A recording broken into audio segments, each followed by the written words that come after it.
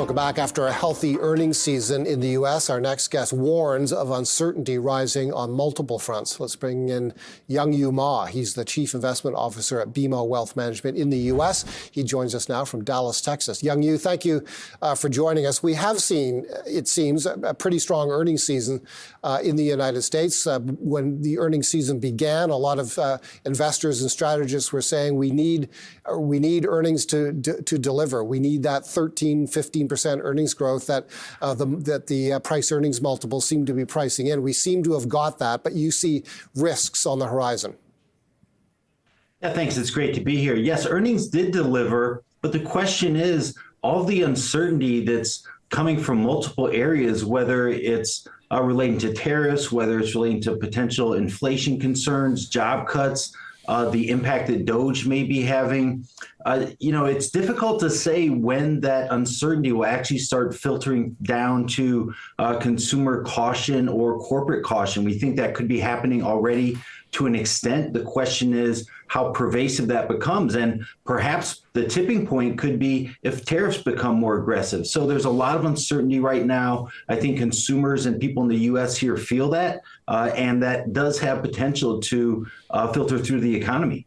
Interesting to hear you include the DOGE program as part of your risk factors. That's the Department of Government Efficiency. I think everybody knows it's led by Elon Musk, moving very aggressively to cut what seems to be a large number of jobs at the U.S. federal government. Why is that a risk factor? What kind of economic consequences might we see?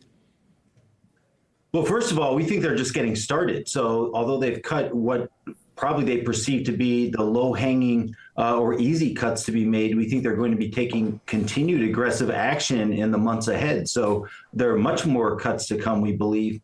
And also not just layoffs, but also spending cuts in these agencies. And that's a lot of money that flows through the economy, both through those workers' salaries and also the spending that takes place from these programs. So again, it's a disruptive force, and part of it's the actual economic impact of the spending that gets curtailed. But the other part is the uncertainty that it creates among consumers and among businesses. So we think this does have potential combined with the other factors and the other uncertainty. In and of itself, DOGE program and what's going on probably isn't enough to derail or cause a serious movement in the economy overall. But if you combine that with other concerns such as tariffs, such as inflation, such as layoffs, and softness in other parts of the labor market, you could get a combined effect that's quite meaningful here.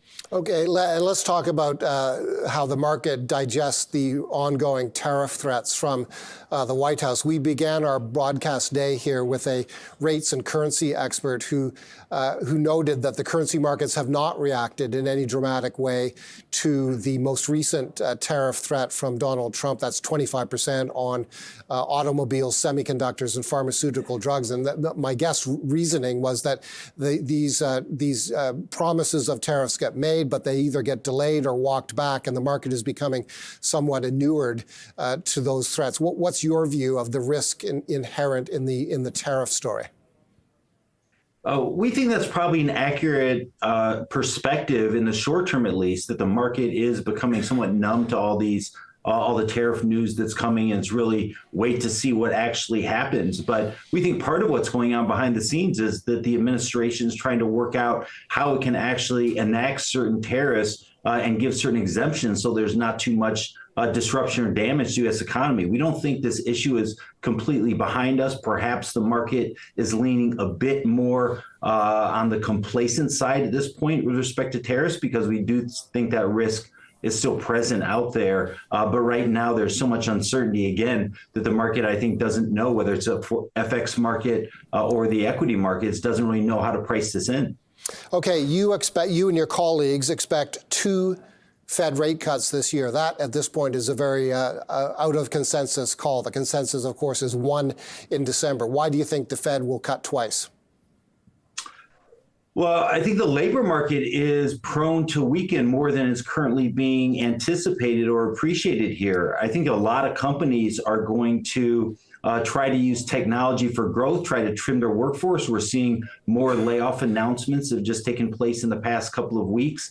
If you combine that with what's happening with DOGE as well, And even in the most recent jobs report in the U.S., if you really dig down deep, there were some signs of weakness. Hours worked was down. Most of the jobs that were created came from the healthcare and government sectors. It wasn't quite as robust a report as some people may have seemed to believe. So we think that it wouldn't take all that much for labor market weakness to set in by mid-year and the Fed to be more inclined to cut rates another couple times.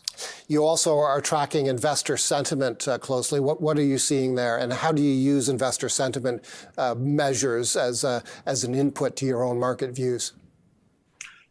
Yeah, that's a very important and interesting topic here because investor sentiment has turned quite negative. Actually, the most bearish that it's been in the past year, investor sentiment has become recently. And typically that's a contrarian indicator. Now, at present, it's difficult to put that in perspective because the political environment is so highly charged. And the reality is that a lot of investors will have some of their investment and market views influenced by what's going on politically. And so we have to take that with a bit of a grain of salt, but we do see that those very negative sentiment numbers that are coming out for investor sentiment should help to support the market and perhaps mitigate any downturn that could take place in the coming months. Young Yu, thank you a great deal for stopping by and having this conversation with us. Young Yu Ma is Chief Investment Officer of BMO Wealth Management in